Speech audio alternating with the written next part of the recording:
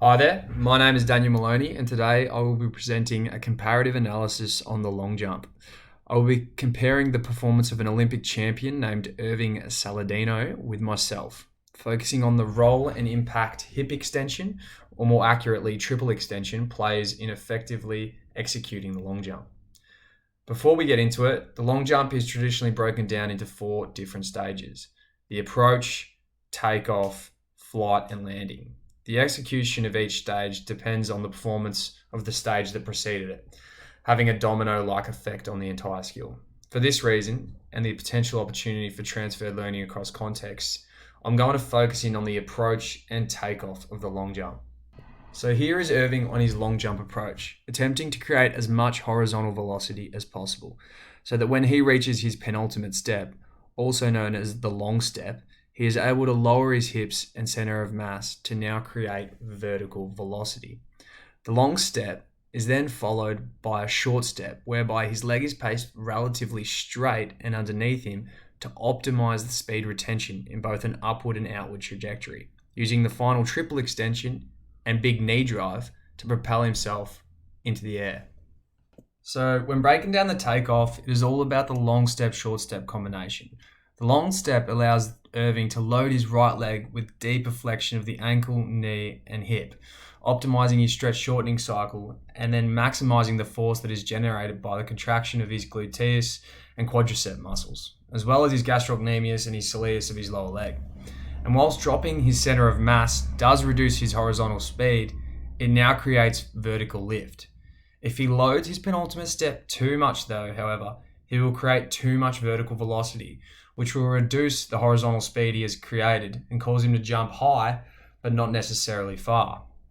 Now onto his short step, which is placed relatively below his center of mass so that he isn't reaching, which would again work to reduce his horizontal speed by putting too much load on that planted leg. For that reason, the final step needs to occur rapidly, with full contact between his foot and the ground, again optimizing that stretch shortening cycle into his final triple extension. As you can see here, when looking at his planted leg, the triple extension of his hip, knee, and ankle work to enhance the counter movement of his right leg, which is known as a knee drive, which involves triple flexion of the lead leg. Now let's compare my attempt at a long jump. And from the outset, you can see I haven't given myself a big enough run up to build that horizontal speed that is so crucial.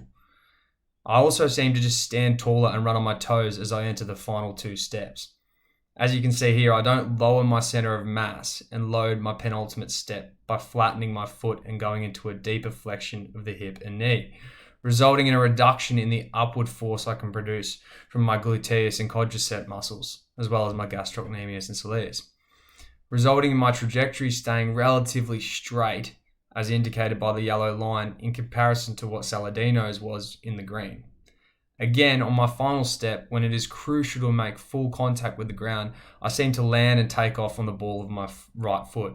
This indicates the beginning of the breakdown in my kinetic chain, which is the sequential activations of joints and muscle groups. And because I don't go from a dorsiflex position to a plantar flex position, optimizing that stretch shortening cycle from the beginning, that then has the flow-on effect that inhibits the propulsion created from my triple extension and also inhibits the counter movement of that knee drive coming up and the power I can create in a horizontal and vertical direction.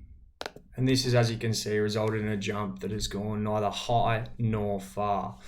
And it all comes down to myself not taking the correct actions to enhance my triple extension, which is partnered with the counter movement of the knee drive. And we'll just look at me one more time in slow-mo doing this again, and then compare it with what a good knee drive / triple extension looks like, and the effect that this has on the direction of the jump.